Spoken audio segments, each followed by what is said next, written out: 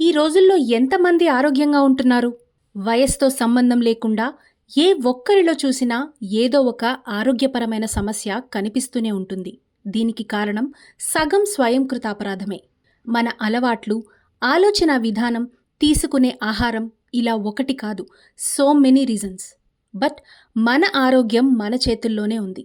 అది అందరూ చెప్పే విషయమే అయినా ఇదే ఫ్యాక్ట్. దీనికోసం తెగ కష్టపడాల్సిన అవసరం లేదు. రోజువారీ చిన్న చిన్న అలవాట్లు మార్చుకుంటే చాలు. మీరు హెల్తీగా ఉండటమే కాదు, డెఫినెట్గా మీ డైలీ రొటీన్ మీద దాని ఇంపాక్ట్ కూడా కనిపిస్తుంది. Just try these everyday with your routine.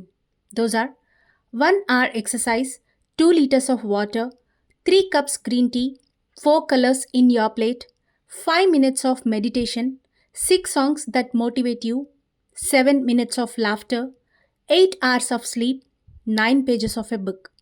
Just ఇవి ఫాలో చేయండి. మీలో మీకే తెలియని ఉత్సాహం వస్తుంది. మీ ఆలోచన విధానంలో కూడా తేడా కనిపిస్తుంది. దాంతోపాటే ఆరోగ్యంలో కూడా మార్పు తెలుస్తుంది. హెల్త్ ఇష్యూస్ అంటే క్యాన్సరో, హార్ట్ అటాకో, డయాబెటీసో కాదు.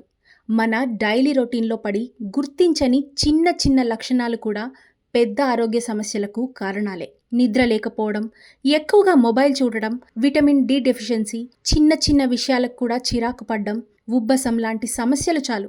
ఇవన్నీ చిన్న చిన్న సమస్యలే, కానీ జనరేషన్తో సంబంధం లేకుండా ప్రతి ఒక్కరిలో ఉన్న ఈ సమస్యలే పెద్ద పెద్ద ఆరోగ్యపరమైన ఇబ్బందులకు దారితీస్తాయి. చిన్న విషయాలే కదా అని నిర్లక్ష్యం చేయడం వల్ల మనమే మన ఆరోగ్యాన్ని పాడు చేసుకుంటున్నాం.